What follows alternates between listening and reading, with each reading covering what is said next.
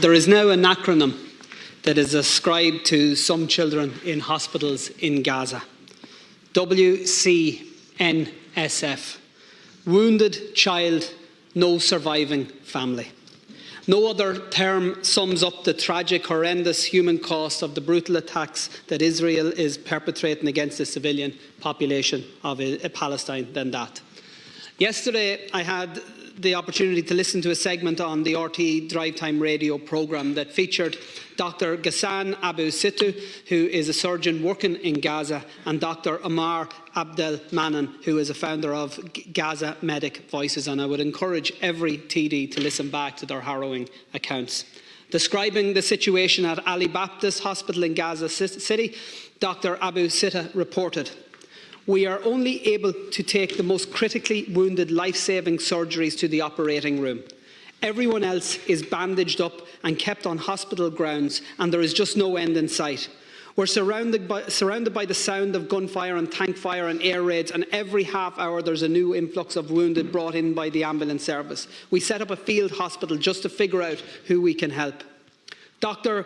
Abdel Manning said that the situation is absolutely horrific. "I wake up thinking it cannot get worse, and then we hear of atrocities happening that are 100% man-made." And he continued, "We have heard reports, first-hand eyewitnesses' accounts that Israeli snipers are firing at nursing staff in a hospital and killing them. We have heard reports of patients trying to flee when there is a moment of peace between bombardment after bombardment, and they are shot as they leave the hospital as if they were animals trying to flee." And he set out the context. This is what happens when you dehumanize a whole population of 2 million people, and through the systemic targeting of the population of healthcare facilities and healthcare workers. We have a healthcare system that has collapsed as a result of the direct pressure of displacing 1 million people from the north to the south. We have 5,000 children killed, 1,000 under the rubble.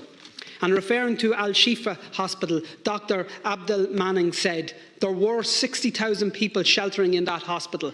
Refugees sitting, sleeping, eating in the hospital grounds. A hospital 500% over its bed capacity. This hospital has been evacuated. So I don't know where these people went. I imagine they fled. But I imagine a large proportion of them have been killed, and that these are the bodies that are lying there."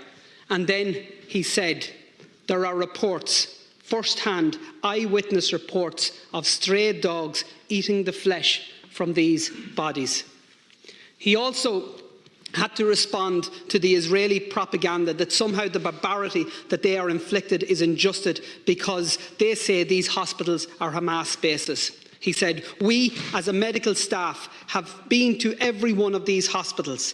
We have had unfettered access into every single operating theatre and clinic in those buildings. We have never seen anything that amounts to Hamas militant activity." So I suppose, Minister, it's down to who you believe.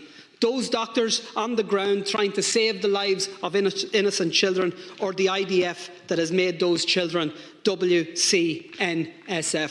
Wounded child, no surviving family. Dr. Ghassan was asked what he expects over the coming days. His reply, "Just more of the same in terms of the wounded, more of the same in terms of the sense of helplessness and absolute isolation, and a sense of betrayal by a world that seems to have decided to look the other way." And he implored, "I am surrounded by families like yours and mine who have had their lives torn apart for the past 37 days. Our shared humanity dictates that people stand up and be counted." And Dr. Abdel Manning asked, "What are we teaching our children? How can we, as a collective community of human beings, look at ourselves in the mirror and say to our children and our grandchildren, we allowed in 2023 2 million Gazans to potentially be wiped off the face of the planet?" What Dr. Ghassan Abu Sittu and Dr. Omar Abdel Manning have described are war crimes, and they are calling for ceasefires, as this House rightly has done. But they are also calling for action to exert pressure on Israel.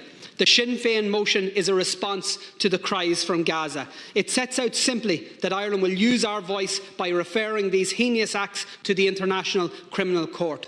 The government counter-motion doesn't set out a single argument as to why it can't make this referral, only the excuses as to why it won't. A referral to the ICC can be made by Ireland, and it should be made. There should be no excuses. The Sinn Féin motion should be adopted unanimously as a response from Ireland to the obscenity that is WCOSF, wounded child, no surviving family.